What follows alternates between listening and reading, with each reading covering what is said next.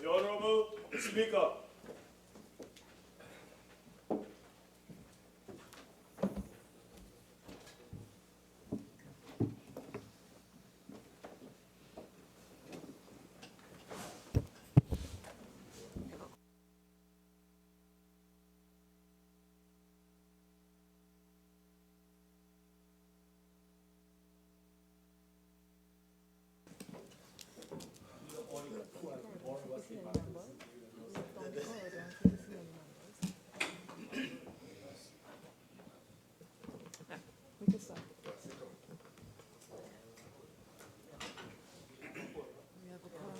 Yes.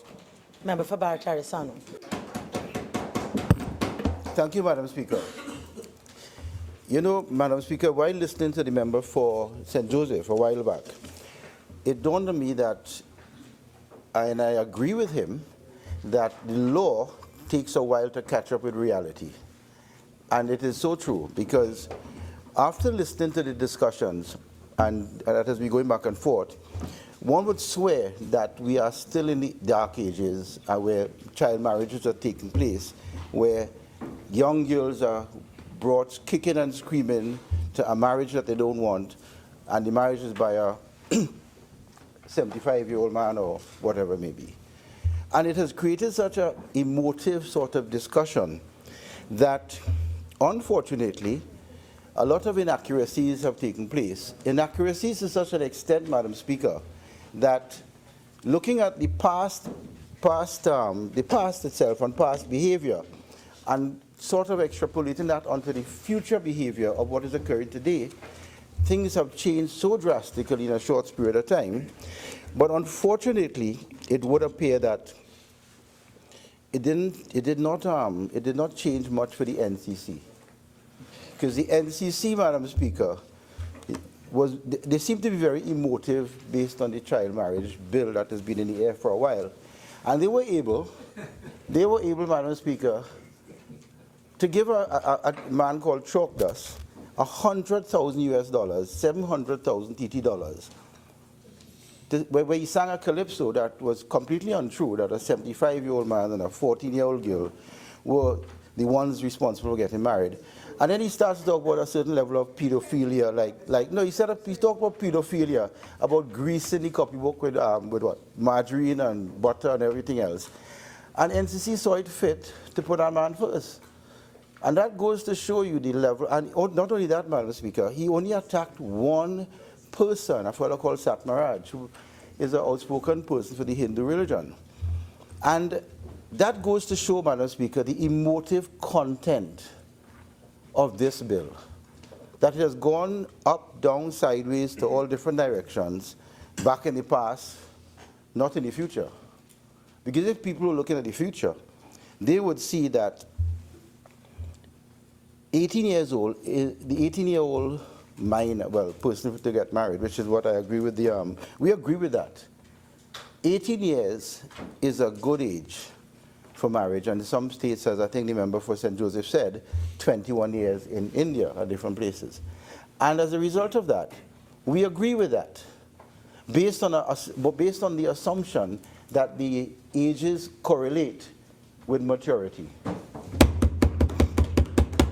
You see, Madam Speaker, in science, nothing is absolute. Absolutely nothing is absolute. You can't say, and I talked to my friend from San Fernando West, I know he means well, and he means well because I know him, about the age of 18 for marriage and not be below that. But in every part of life, Madam Speaker, there are exceptions to the rule. In science, we call it degrees of freedom. And when you plot a graph, you may have different plus or minuses above that point, and people are aware of it, where you have that degree of freedom, where a range takes place, and then you plot according to the average of the range. So I'm asking the member for San Fernando West, the Attorney General, consider that concept, because You are now entering a realm of absoluteness, for if a better word, and not looking at in areas that are gray on the sides. Even a bell curve, Madam Speaker, a bell curve has the middle part of it, which is the median, the mode, and then you have the two skewed standard deviations. The reason behind that is life. Life is different to what we think has been absolute. Life is not absolute. What may be your circumstances as a member for Tobago East was lucky. She was able at the age of 22 to get a degree and go onwards. And I agreed every single thing she says about where she was at, what is supposed to be an age for marriage, etc., and for love. But in life, there are different circumstances among different people. You will have somebody having a circumstance that is completely different to yours. They grow up somewhere and they fall in love at the age of 12 because that's what's going on. And 14, the boy may be 14, and they go forward until they reach about 16, 17, whatever it is. And that is a condition that, as the member for St. Mayaro said, things occur and somebody might get pregnant. The girl will get pregnant. And they decide that they don't want to go to a backstreet abortionist. The parents may force them into trying to look for some abortion in some form or fashion. The girl may decide that she wants to keep her baby, and the boy may decide he's going to work to take care of his child. But at the age of 16 and 17, how do we deal with that scenario? Do we take the young man and send him into prison because he has committed statutory rape according to the law? Because 18 and below is rape right now as we speak. Or is there circumstances that we could use and say, look, let us have the degrees of freedom with the law. So somebody who is trying to look at the law and deal with the law will not look at it in a sort of an absolute manner like some policemen do and charge somebody for something that really and truly should have some human compassion. You see, Madam Speaker, we have to make law and also deal with the real world. And they have to combine and they have to mesh at some times. You see, looking at this marriage bill and looking at the previous marriage bill with the real one, that certain parts of it, they have been deleted. There's a clause 23 and 24 that were deleted. And I think 25 has been changed. 24 and 23 speaks about consent. Consent to marriage, and the word consent to marriage has been taken off. And 23 and 24 has been deleted, and it goes on, and it's now heading contract for a marriage. Contract. It's the age at when a person may contract a marriage, right? Consent is very important. And consent by whom? Right. We speak about consent by the individual, and that's very important. And there's clause 25, where the caveat you took off are from whose to required, whose consent to a marriage is hereby required. Now it starts off, any person who may know of any just cause why the marriage should not take place. That is any person. Now, any person can mean the person getting married. Sure. It's a very important point you're raising. Just to give you the assurance that it's now congruous with the matrimonial and civil proceedings legislation. The two are read side by side. So the conditionalities for marriage, which is the consent of the individual, are specifically preserved as one of the requirements to contract marriage. So it is there. The removal in those two clauses that you mentioned are important, and what they are is to remove the consent of another person giving consent for the child's marriage. I hope that's helpful. Thank you very much, Ajit. Because that part of it really, did bother me a little bit.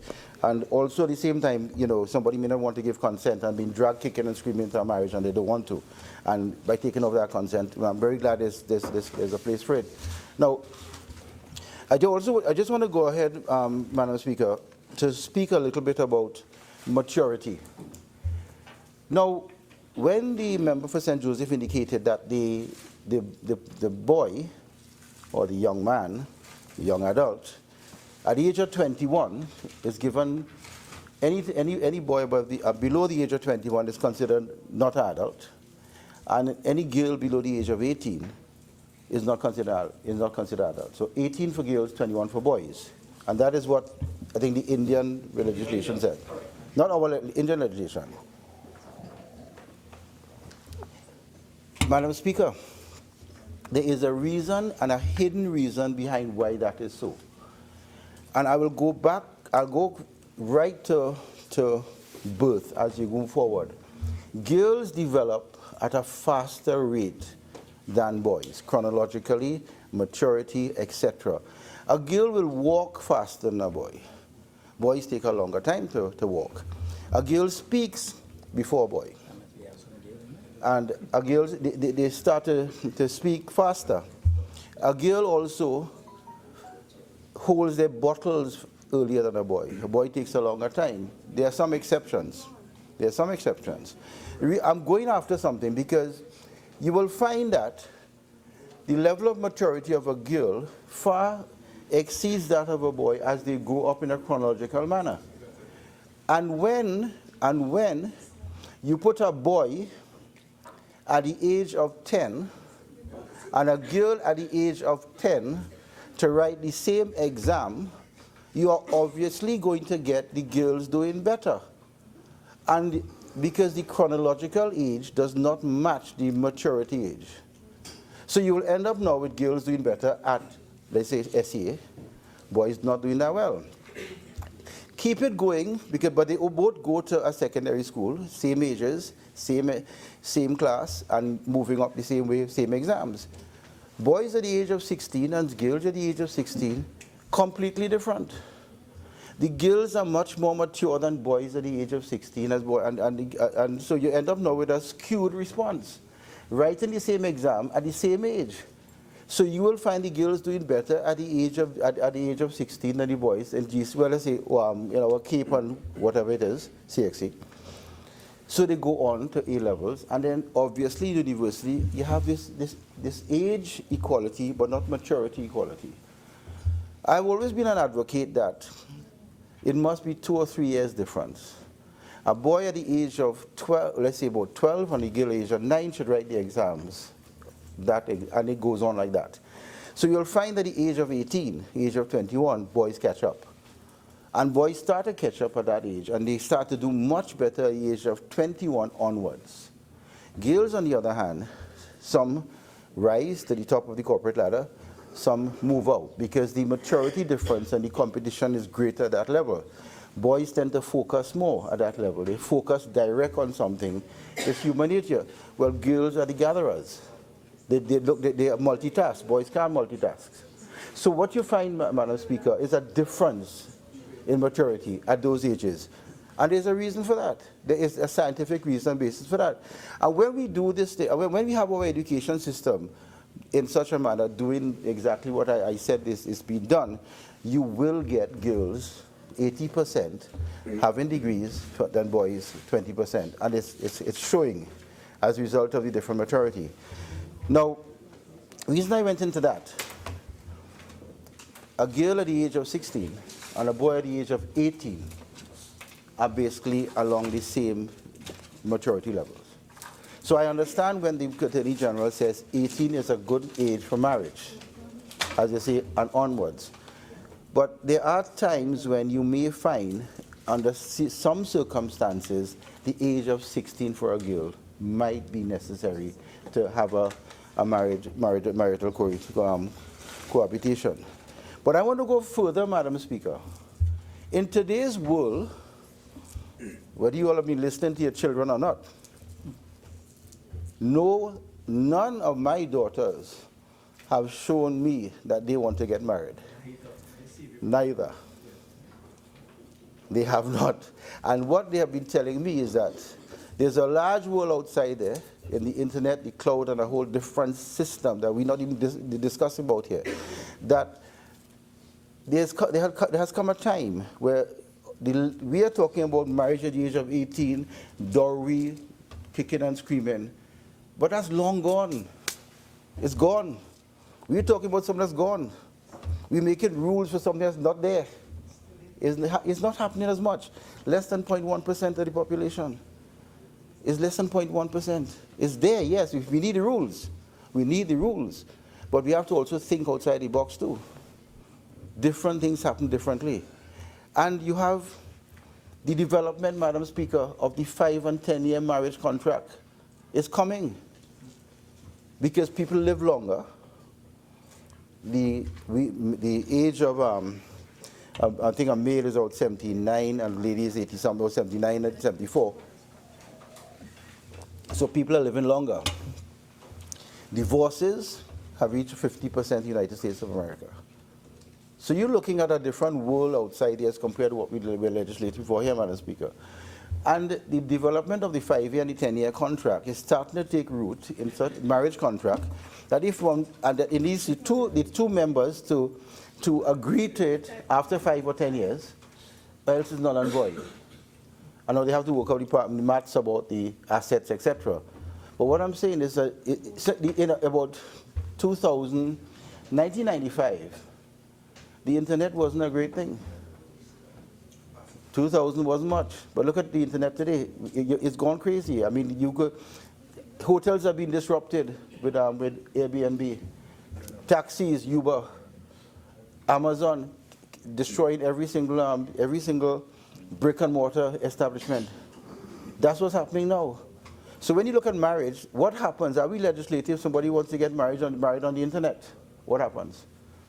A pastor on the internet with an app decides to get married. 2 people on the internet and app.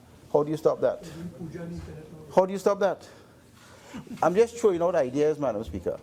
That here we are legislative, we support the legislation, but I'm asking the Attorney General, please make some and give some consideration for the degrees of freedom that may occur.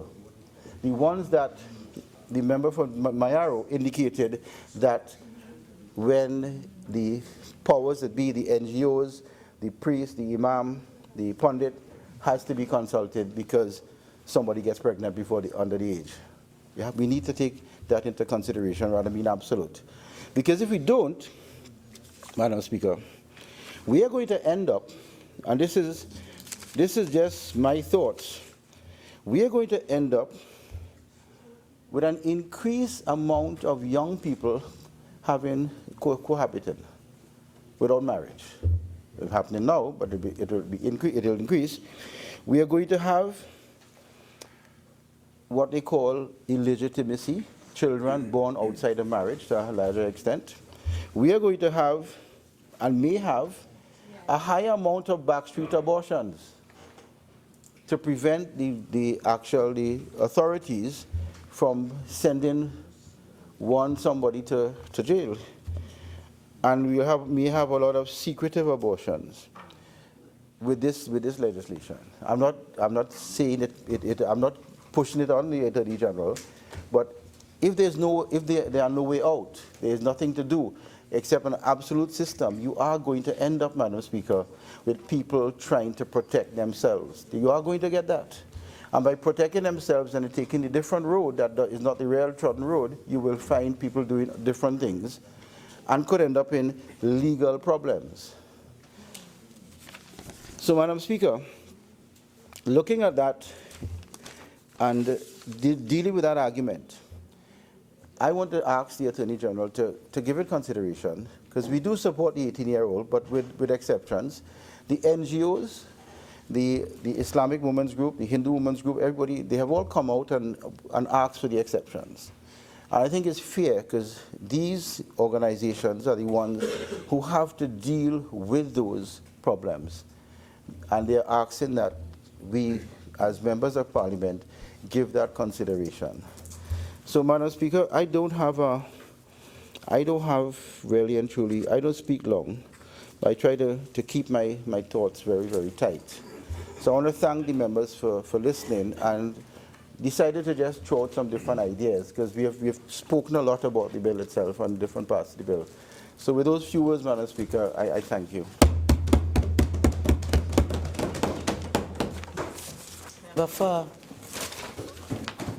Horquetta, Talparo. Thank you, Madam Speaker.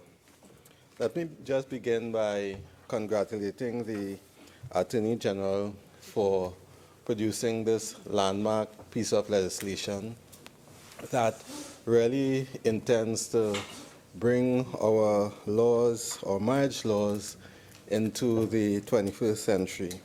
And I also wish to congratulate the Attorney General, the Honorable Attorney General, for the level of consultation that took place, the hard work that went into getting all the views on the legislation. He consulted with far and wide, with the women's group, the religious community, and I'll come to that, and a number of other agencies and bodies that have a stake in this issue. Now, after having listened to my colleagues opposite, I recognize that a game is being played. Now, they are saying that they all support the marriage age at 18, but they're not saying that they support the legislation. And they are trying to suggest that they're really for what the bill says, but if they don't vote for it, it's because we wouldn't give them their amendments. So that way, they get a chance to pretend that they're for the marriage age at 18, and if they don't support it, it will be because of our intransigence. And I just have one word for them. You can't be half pregnant. You can't pretend that you're supporting the marriage age at 18, but then put conditions so that you can weasel out of it and pretend that it is somebody else's fault. I support this legislation, and I'm speaking today because I want to be recorded in Hansard as somebody who got up and put my vote down for supporting bringing an age of marriage for persons at 18 and to assist the young people of this country to protect children and to do all that is possible so that we will not have a dichotomy in the legislation where you can be treated as a minor on one hand if you don't take marriage vows, and you're treated as an adult if you have. And we need to bring the legislation together. It doesn't have to do with just children. You know, it has to do with how we see ourselves as a people and how we see ourselves as a society. Because when you marry a young girl, it is not just the girl who suffers. Her siblings suffer, her brothers, her sisters. I come from a village, a community, where there were lots of teenage marriages. There were underage marriages. I have a cousin who got married at 13, and both she and her husband were Roman Catholics. I have my neighbors who also got married as teenagers. In fact, their parents took them out of school, and in no short time, they were married, and their lives changed. And I still see them, and they've remained married. They have brought up their children well, but I cannot say that one of them will want the same thing for their children as they experience. And they live, one assumes, happy, productive lives, haven't been forced into young marriages for different reasons. And when you see what that does, and you see the the trauma people suffer from having to truncate their ambitions. And sometimes it's done willingly for the sake of the parents or the sake of the wider community. You really understand why we need this legislation. And you really understand why every member of parliament should be able to have the courage of their convictions and stand up and support this bill. And that's why it pains me to listen to my colleagues opposite who honestly know better. And they will come and say they support the marriage age at 18, but and above them have talked about removal of the 3/5 majority. Now, no. The problem is that I have not heard one person, and I've listened to everybody who has spoken. I have not heard one person say why we need a 3/5 majority, how having one would enhance this bill, what has been taken out from the bill that will affect a young man or young woman. And no, we had 4 of you all speak. Not one person mentioned it. And if everybody talks about it and you cannot mention it by now, then for me the debate for you is over. Now, I listened to my friend from Mayaro. No, I think it was Princess Tong. He started by saying that he supports the marriages at 16, but then 18. But then he kind of did a wiggle around to say that there are circumstances when it should be 18, and then he quoted a UNICEF report that he said might suggest that the jury is open and we should have other views. We have one view before us today, and that is whether we want to have the marriage age for adults at 18. And that is what we are being called up for. That is what the people of Trinidad and Tobago are expecting us to decide on and to articulate a position on.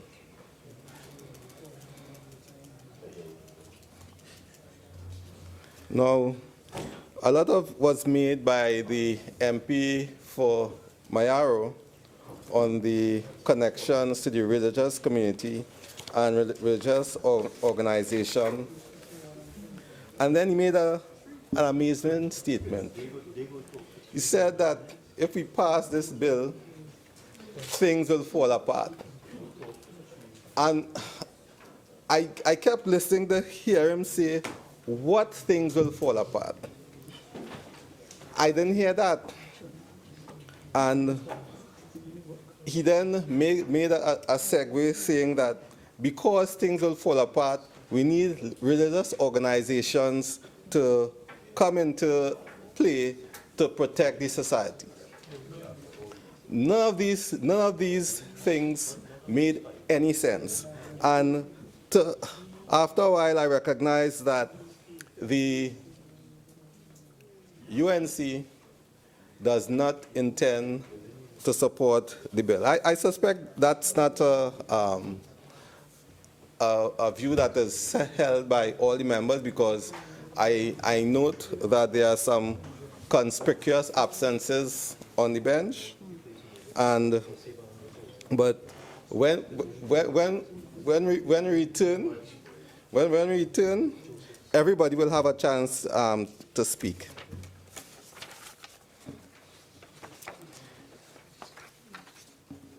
There's a time when you need to take a position. You know, some of the most far-reaching pieces of legislation, landmark legislation, were passed sometimes against the objection of religious bodies. You know, the member for Princess Tong went as far back as Henry I. And I think it was Princess Matilda. During the time of slavery, there were people who were arguing against the abolition of slavery on the grounds that, you know, Things would fall apart. not just that, but God wanted things that way to protect African people. In the 1920s, there were just people arguing that women should not get the vote because things will fall apart. In fact, people in Saudi Arabia still believe that things will fall apart if women are given the right to drive. And throughout history, you have seen some of the greatest advances in terms of society being objected to by religious persons.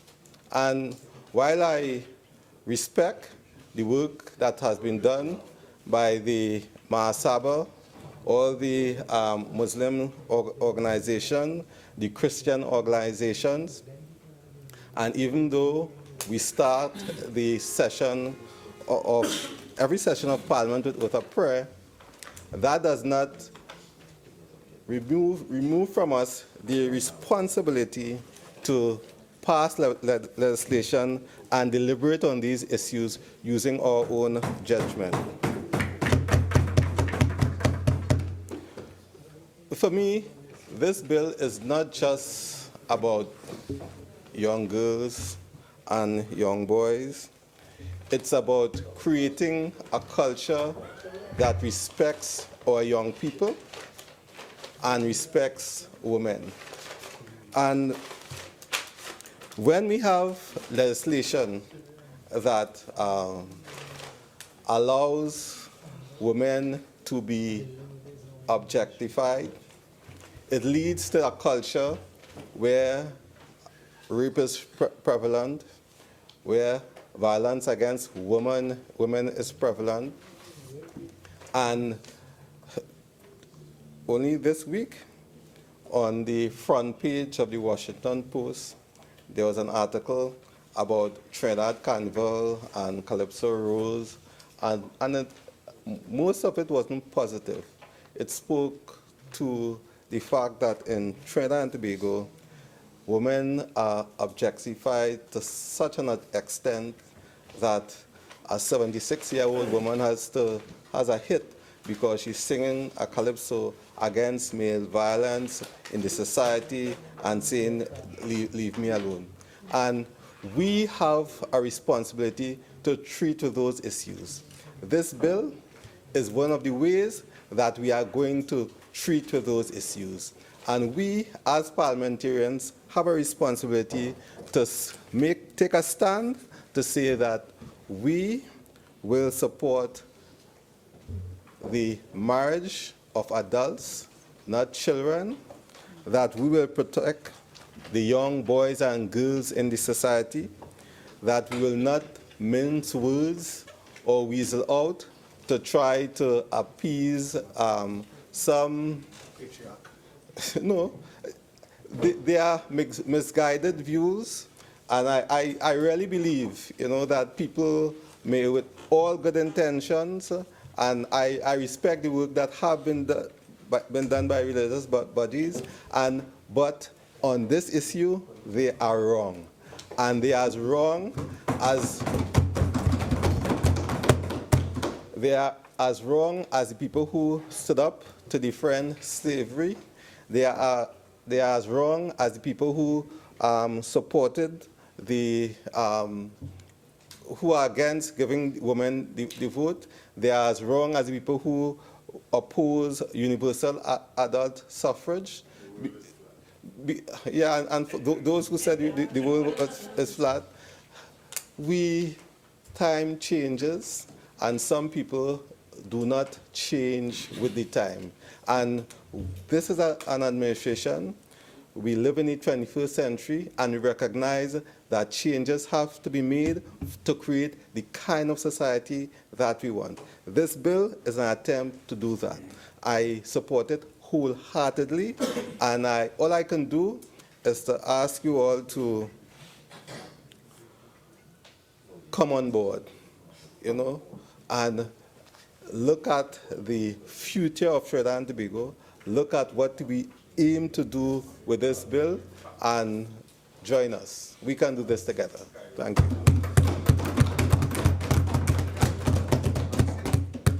Very much, Madam Speaker. Madam Speaker, in accordance with Standing Order 53, I beg to move that the debate on a bill entitled An Act to Amend the Marriage Act, Chapter 4501, the Muslim Marriage and Divorce Act, Chapter 4502, the Hindu Marriage Act, Chapter 4503, the Orisha Marriage Act, Chapter 4504, and the Matrimonial Proceedings and Property Act, Chapter 4551, be now adjourned until another occasion.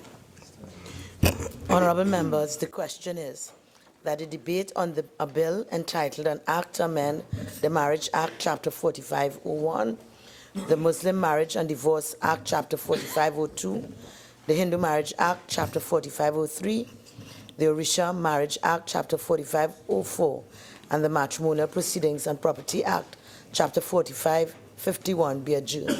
Those in favor say aye. Aye. Those against say no. I think the ayes have it. Minister of Finance. Thank you, Madam Speaker.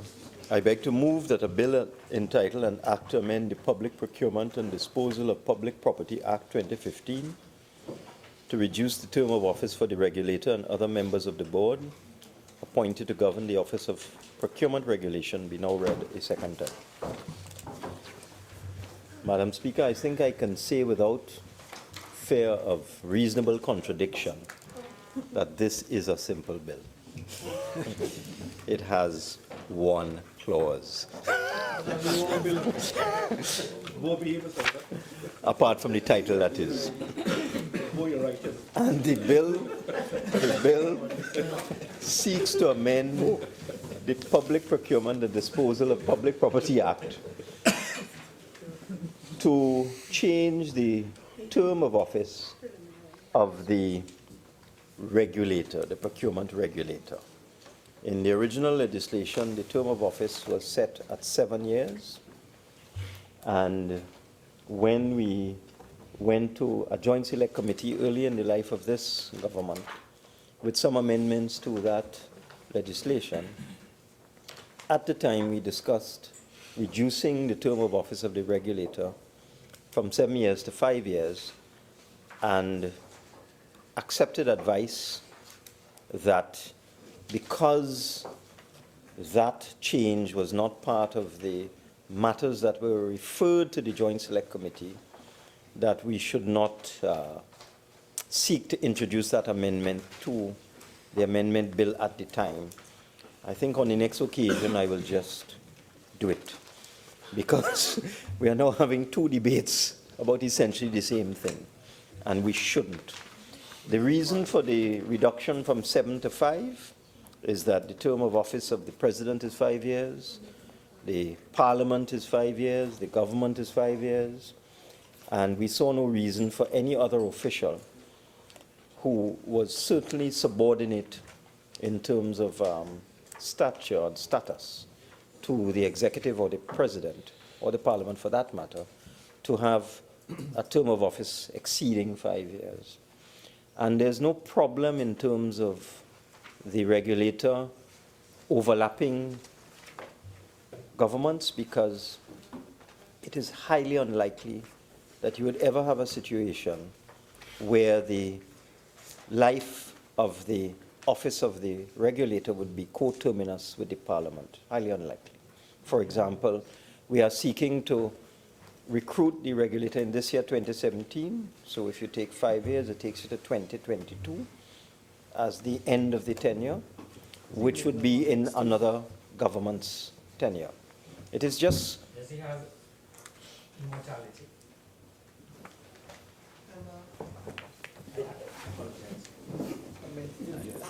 Death into a period. I am... But member,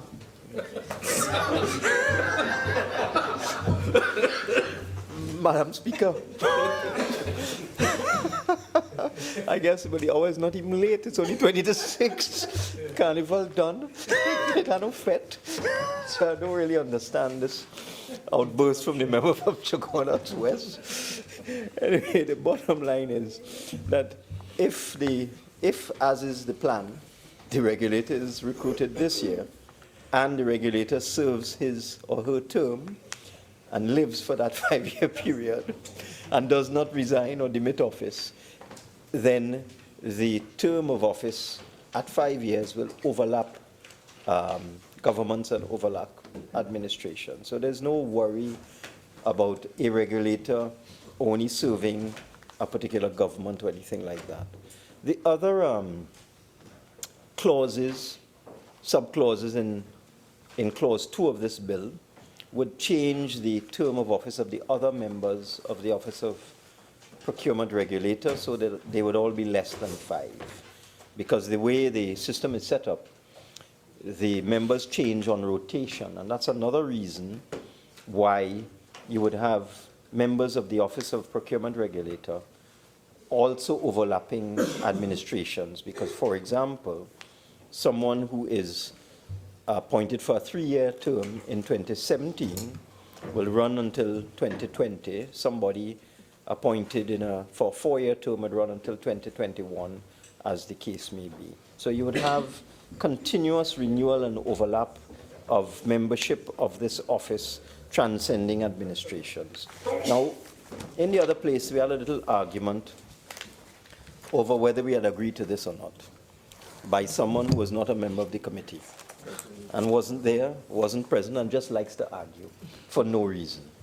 I don't think I need to have any argument with the honourable member for Caroni Central, because this is one thing that we all agreed on in the committee, that we would go from 7 to 5.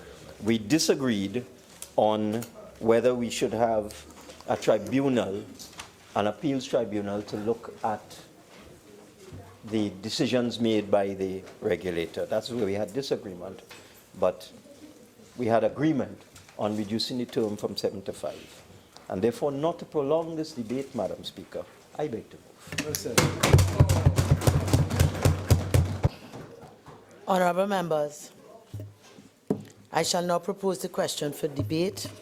The question is that a bill entitled An Act to Amend the Public Procurement and Disposal of Public Property Act 2015 to reduce the term of office for the regulator and other members of the board appointed to govern the Office of Procurement Regulation be now read a second time. Member for Caroni Central.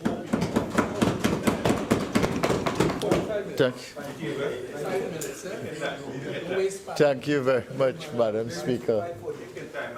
The members opposite... I want to hear Caroni Central. Please. Thank you very much, Madam Speaker. The members opposite will know that I always behave. The mood of the House, I think, has been good today. And I certainly do not wish to spoil the mood already created.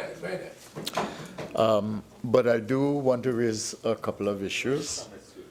And I take the presentation of the Minister of Finance in good faith. He said it was a simple bill. To some extent, that is true, because it does have one clause, as he himself said. But as I want to point out a little bit that it's the simple change here, together with simple changes made before in other amendments for the same office, that is to say the procurement regulator, which really requires us to call the matter to attention. we are not going to be opposed to the amendment, and we certainly do not want to stand in the way of the full proclamation of the bill. But I think it is important to point out a few things. As the Minister of Finance indicated, the JSC, there was a JSC in 2016, and some amendments were made on that occasion. And one of the amendments made on that occasion had to do with the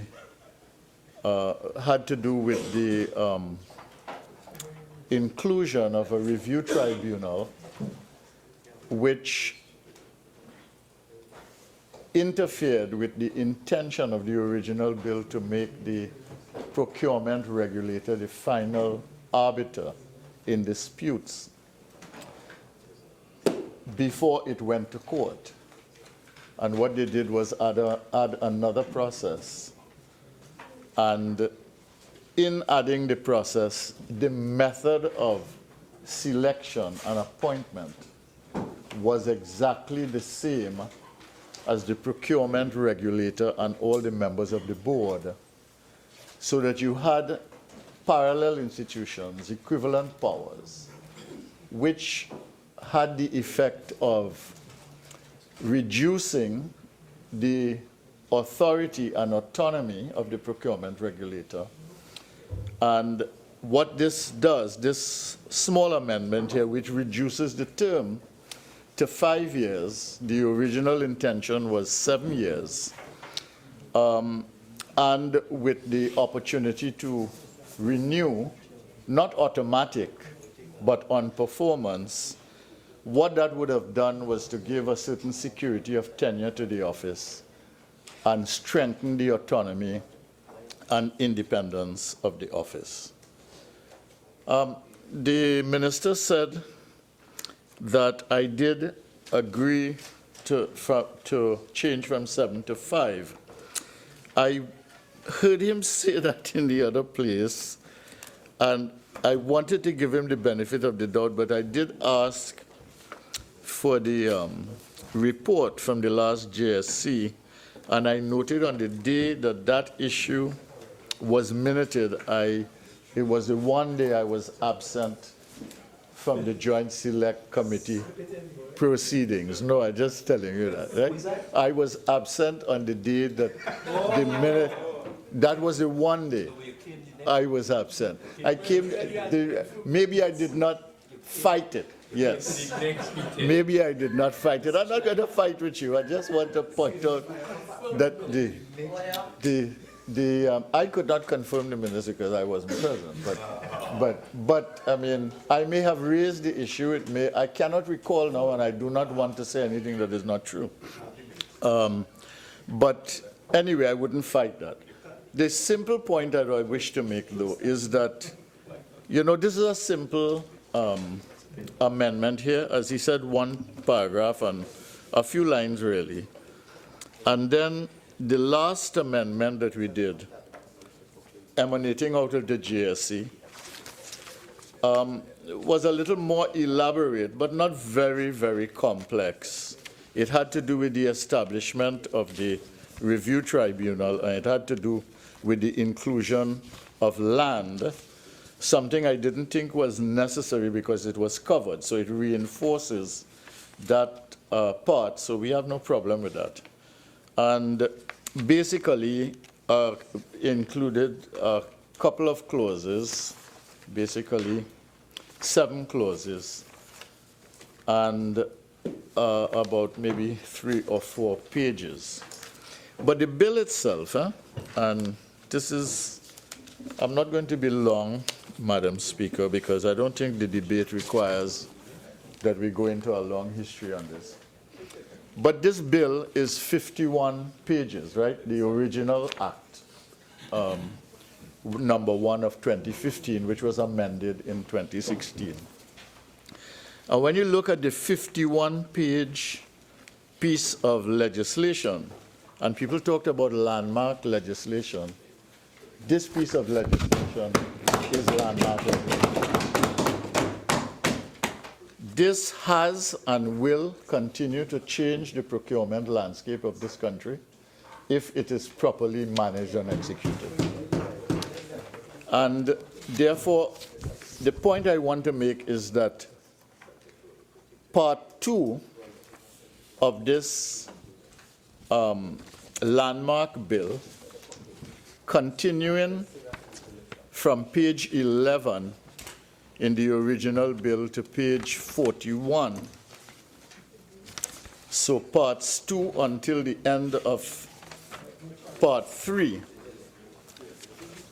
constituting some 30 pages, represent that part of the bill that deals with the Office of Procurement Regulation, that deals with the function of the procurement regulator, that deals with how he will perform his function, the nature of his or her jurisdiction, and the extent to which the coverage of his work impacts on the procurement process from receipt of procurement reports from the decentralized entities to the addressing of the issue of disputes and appeals. So that when you make a small change of a few sentences or a few pages, the cumulative impact of this on the architectural structure of this bill, which stands on the strength and power of the regulator of the procurement process, that system is altered. And I say that to the minister, not to chastise him, but to alert him to the fact that because of the nature of the evolution of this bill, remember this bill started in a situation where for 10 years, the procurement documents that have been laid in Parliament, never debated, and never really signed off on by Cabinet in the form of a bill, that had languished for over a decade. And the end result of it was a 2-year process of engagement of both government and opposition to agree on a consensus bill going forward. The 7-year time frame for the procurement regulator with the possibility of renewal was something very strongly argued for at that time by the independent senators of the time. And the procurement regulator and the process of appointment, that is to say presidential appointment, consultation with the Prime Minister, consultation with the leader of the opposition and all the other members, was also to reinforce the strength and the independence of that office. So what I am concerned about, Minister, and you know that I have said this to you in the JSC and elsewhere, is that what we did was we passed this bill, this landmark bill. We proclaimed part of it. We engaged the UNDP to help us to put the procurement bill into the operational stage. And then government changed, elections came, government changed. And since then, I don't know what has been happening internally. I don't know what all the facts that the minister may be able to say. But we've had no further proclamations, and we've had the JSC and these 2 amendments, which basically, in my view, reduce the power, the authority, the autonomy, when you bring them together, of the procurement regulator.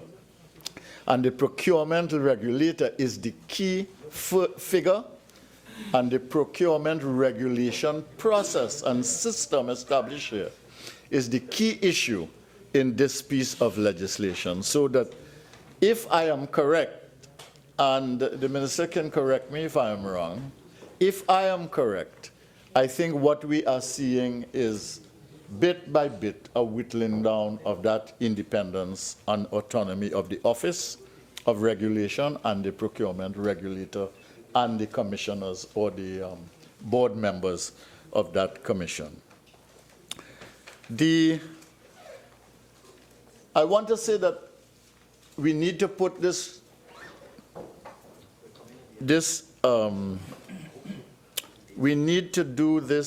we need to put this bill, this amendment of this bill in a context in which I think that there's a general acknowledgement by both government and opposition that if we want honest government, if we want good governance, if we want a respected procurement system, if we want to have a society in which people can win back trust in the integrity of those who govern again, meaning to say the political directorate, three things are required in this country.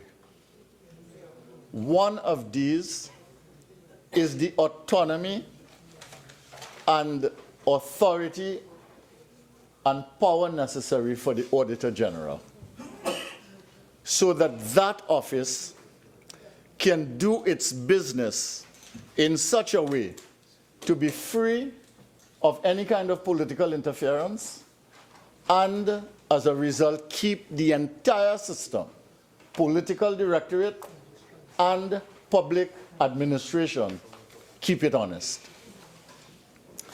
The second thing that we need is campaign finance reform. And the reason for that is because a lot of the corruption that exists in any society, ours, the United States, the United Kingdom, all of Latin America, all of Africa, all over Asia, is about the connection between those who finance the political system and those who then, in collaboration with the political directorate, manipulate the system so that the procurement process becomes less than honest. And the third element in that is the procurement legislation. And that is why I make such a big deal about this thing. Because unless you have these three pillars in your society, and unless you keep the integrity in each one of these that you build in the Auditor General systems and his or her capacity to govern that system with autonomy and strength, the campaign financing mechanisms and systems which keeps the political system transparent and honest and open to scrutiny after elections are over, and the procurement system which keeps the procurement process pure and simple, based on merit and clear criteria outlined in advance, all of which are part and parcel of that landmark piece of legislation that I was talking about that we passed in 2015. All three are necessary if you want to have an honest society. If you could talk from now till you blue, if those three things are not in there, there is not a chance of a snowball in a place that I cannot mention in this hallowed hall. We will not have a chance of a snowball in that place of having a system that people could respect as having integrity. So I take this simple amendment. I support the simple amendment, Minister. And what I would like very much is that you take it to the point where we can operationalize this, where we can basically set up a decent system. And finally, what I would like to say to the government as a whole is that we need to add the other three pillars. Through the PAC, I've made some recommendations about the Auditor General and that is a multi-party and including independent presence, and also to do something on campaign finance reform. We can work on this together to make it happen, and the country would be better off for it. So I make my points. My worry is that we may be whittling down the power, authority, and autonomy of the procurement process, the procurement system, and the procurement regulator. And I simply want to alert the minister to these concerns and to ask him, please, if we could get this bill, we could get this act now fully proclaimed and create the system that we need, perhaps to make the procurement system a little better than it is at this time. Thank you very much, Madam Speaker. Member for Caroni East. We had some very nice debate on both sides. And as my colleague from Caroni Central indicated, we keep the spirit of the evening session in the mode that it has been.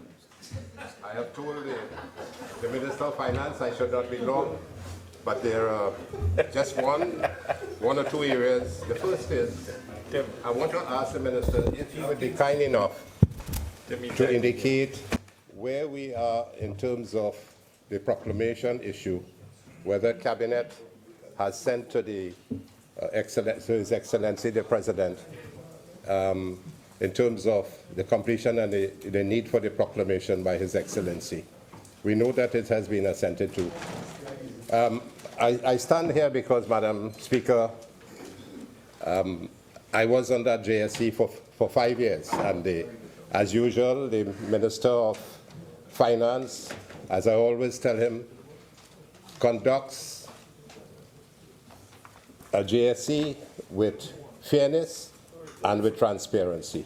But when he comes here, I don't know what happens there. Dr.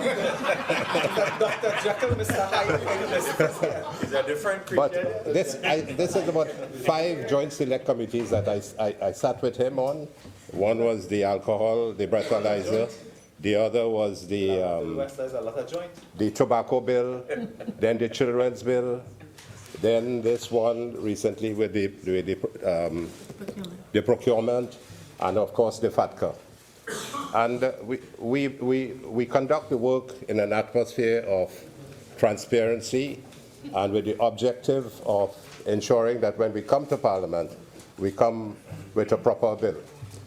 So one question for him is where we are in terms of the proclamation, because in this procurement piece of legislation, a lot of things have to be done. The minister has to bring on some guidelines. The duties of the regulator and the board are ominous, plenty of responsibilities, a lot of things that they have to send to the public, and so on. So we are asking whether he believes it is possible that during their term of office, which might be cut short pretty shortly, yes. From all appearances, I mean, the performance hasn't been very satisfactory at all. Yeah, it might be abbreviated like previous PNM governments. That's the first thing. And Honorable Minister, the other question, there is an area here where if someone is seconded from the public service, let me draw your attention to page 19. Number 19, a public officer secondment from... The whole atmosphere, and I commend the atmosphere of the House on both sides today. Still, let's keep within what the standing orders are. And remember, it's this bill. Yeah. Well, through this bill, Madam Speaker, because it impacts on another aspect, because you cannot have more than 11 people on this board and not less than 8. And this bill is shortening the time of a number of these. The regulator from 7 years to 5 years, and other members of the board from 5 years to 4 years, and some from 4 years to 3 years. But one area I want to draw to his attention, if somebody is seconded from the public service or a public body, the original bill has in it that a period of secondment under this section shall not exceed 5 years. So in other words, if someone is sitting for, let's say, a decision is made by His Excellency to bring somebody from the public service, and it's 5 years, it now is being reduced from 7 to 5 years. And if there is a consideration of extension of that person's term of office, what happens in that situation when when this bill, the major bill, has only 5 years? So somebody sitting for 5 years, Minister, from the public service, the term of office comes to an end, but he or she is subject to have the contract renewed. But this bill says that a period of secondment under this section shall not exceed 5 years. So that's a question I want to seek the Minister's clarification. So in summary, the two issues, how far we have reached in terms of the proclamation, because as you know, and we know that you work with alacrity at times, you have lots of guidelines to bring forward. The duties of the board are phenomenal. There's quite a lot of work to be done.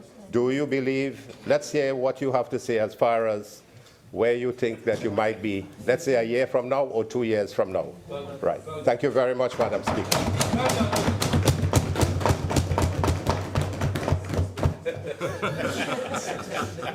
Thank you, Madam Speaker. I thank the honourable member for those kind words about my demeanour and deportment in a joint select committee. All I will say is that he behaves the same way, whether he's in a committee or in the House. and the member for Caroni Central could attest to that. In fact, I'm dead serious. Same way, here and there. And I was hoping that the only speaker would be a member for Caroni Central. I said I was hoping, because I'd asked the member for San Vando West to give me a list of superlatives: solid, excellent, fantastic, spectacular, brilliant. I was going to describe the member's speech and sit down and say I beg to move.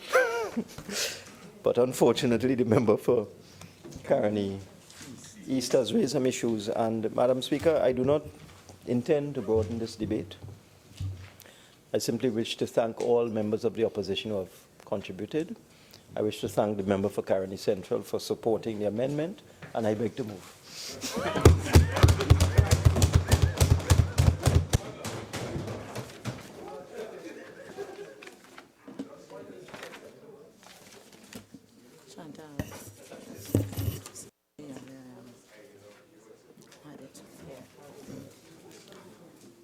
Honourable members, the question is that a bill entitled an Act to amend the Public Procurement and Disposal of Public Property Act 2015 to reduce the term of office for the regulator and other members of the board appointed to govern the Office of Procurement Regulation be now read a second time. All in favour say aye. Aye. Any against?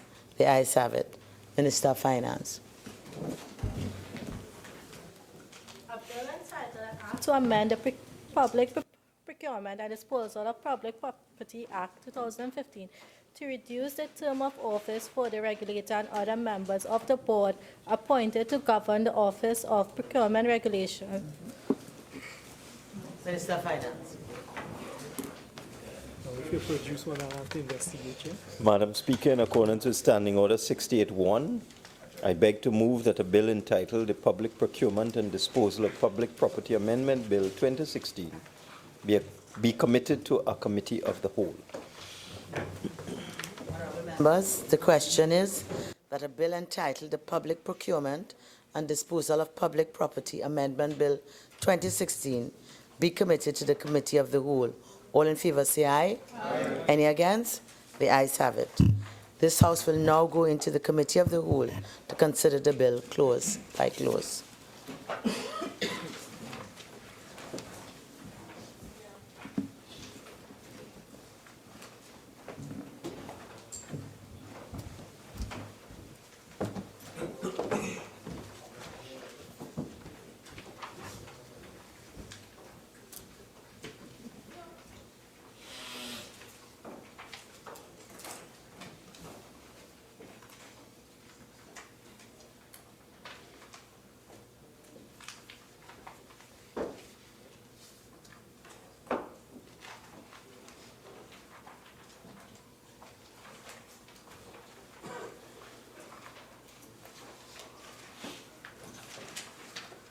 Clause 1. The question is that clause 1 stand part of the bill.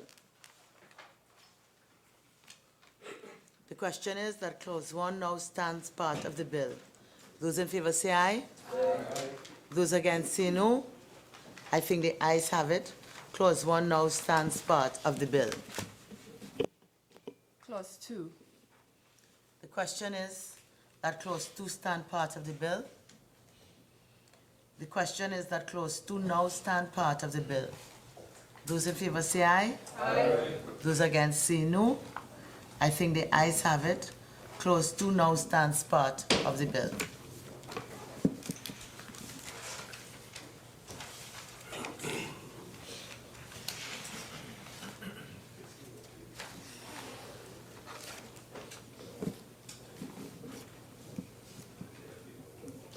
We have to see that this committee will not. Okay, so the House will now resume.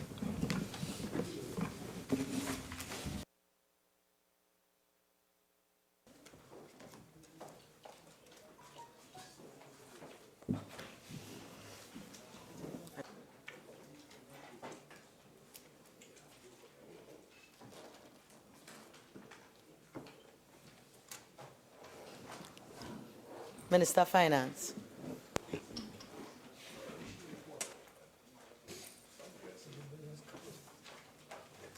Madam Speaker, I wish to report that a bill entitled the Public Procurement and Disposal of Public Property Amendment Bill 2016 was considered in a committee of the whole and approved without amendments.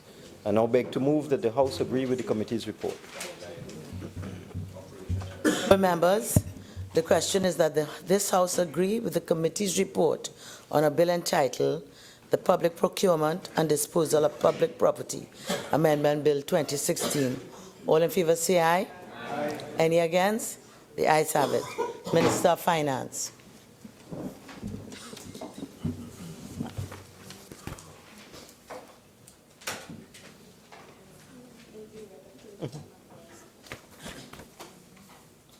Madam Speaker, I now beg to move that a bill entitled An Act to Amend the Public Procurement and Disposal of Public Property Act 2015, that was 2016, to reduce the term of office for the regulator and other members of the board appointed to govern the Office of Procurement Regulation be forthwith read a third time and passed. I would think it's 2016. Yeah, my procedure is 2015.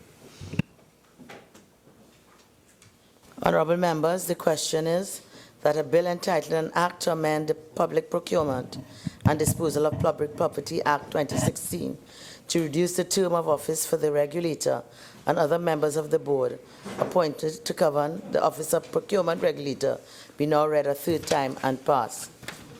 All in favor say aye. Aye. Any against? The ayes have it. Entitled An Act to Amend the Public Procurement and Disposal of Public Property Act 2015 to reduce the term of office for the regulator and other members of the board appointed to govern the Office of Procurement Regulations. Leader of the House. Thank you very kindly, Madam Speaker. Madam Speaker, I will be moving the adjournment of the House, but I'd like to indicate that in recognition of International Women's Day, the Parliament does have a function on that day. We'll be adjourning to Monday, and having discussed it with my colleague, the adjournment will be to 2:30. But Madam Speaker, I will now move the actual motion. Madam Speaker, I beg to move that this House do now adjourn to Monday, the 6th day of March 2017 at 2:30 p.m., at which time we will debate a bill entitled An Act to Abolish Preliminary Inquiries and to provide for the pre-trial procedure in respect of indictable offences and for ancillary matters. Honorable members, the question is that this House do now adjourn to Monday, 6th March 2017 at 2:30 p.m. All in favor say aye. Aye. Any against? The ayes have it. This House now stands adjourned to Monday, 6 March 2017 at 2:30 p.m.